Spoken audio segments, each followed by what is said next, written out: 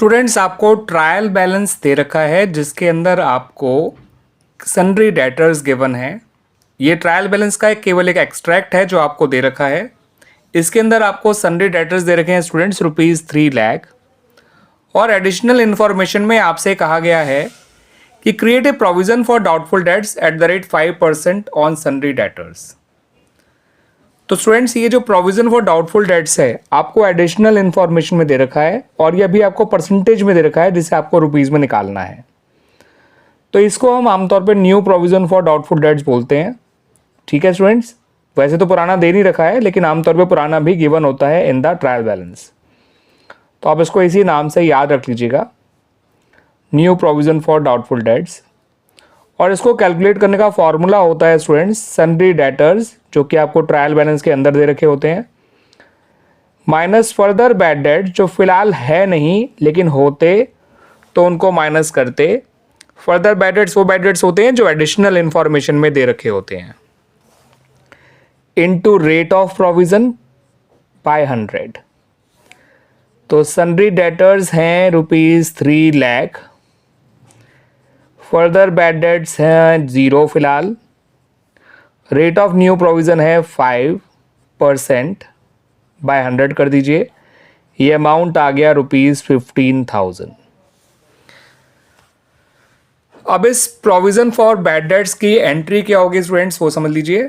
ये प्रोविज़न आपको out of profits बनाना होता है, तो प्रॉफिट एंड लॉस अकाउंट से बनाना होता है। सॉरी, मतलब ये कहेंगे, ये तो नहीं कहेंगे कि आउट ऑफ प्रॉफिट बनाना होता है, because provision for doubtful debt create करना एक चार्ज की तरह होता है। It is a charge against profit.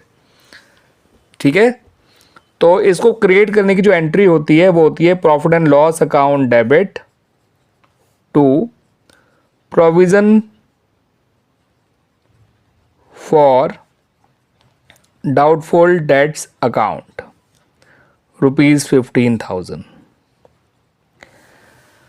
अब इसका ट्रीटमेंट कैसे किया जाता है in the profit and loss account and in the balance sheet, वो भी समझ लीजिए स्टूडेंट्स। आप जब प्रॉफिट एंड लॉस अकाउंट बनाएंगे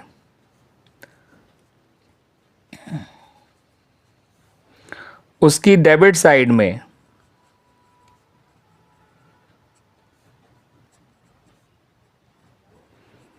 आपको ये प्रोविजन लिखना होता है। लिखने का तरीका कुछ ऐसा होता है स्टूडेंट्स कि आप पहले लिखते हैं टू बैड डेट, जो फिलहाल आपको नहीं दे रखा, प्लस फर्दर बैड डेट, जो फिलहाल आपको नहीं दे रखा, plus new provision for doubtful dates, जो आपको दे रखा है, मतलब दे नहीं रखा, आपने निकाला है 15,000, minus old provision for doubtful dates, जो आपको नहीं दे रखा।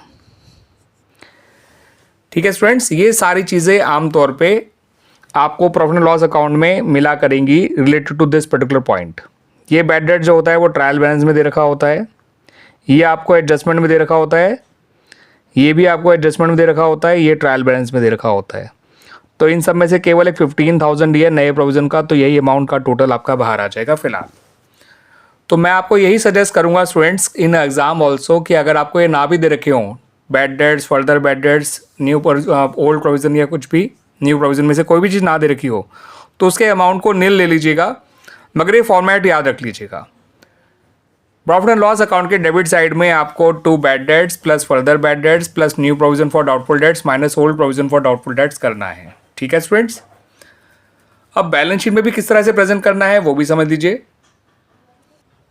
तो बैलेंस शीट के एसेट साइड में आपको लिखना है स्टूडेंट्स सन्ड्री डेटर्स, जो आपको फिलहाल 3 लाख दे रखा है।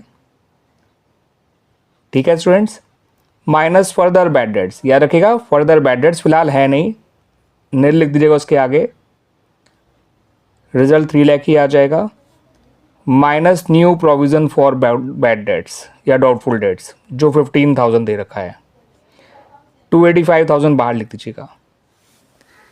ठीक है स्टूडेंट्स, क्योंकि ये बैड डेट्स ट्रायल बैलेंस में होता है और ये जो पुराना प्रोविज़न फॉर बैड डेट्स होता है ये भी ट्रायल बैलेंस में दे रखा होता है, ये तो यहीं रहते हैं प्रॉफिट एंड लॉस अकाउंट में, मगर फर्दर बैड डेट्स और new provision for doubtful dates आपको शो करने होते हैं इन the balance sheet also, because ये एडजस्टमेंट की तरह ट्रीट किए जाते हैं। फिलहाल फर्दर बैड डेट्स नील था, लेकिन आगे जाके आपको मिलेगा, दैट्स वाई। और new provision for doubtful dates 15,000 था, तो माइनस करके नेट रिजल्ट आया 2,85,000।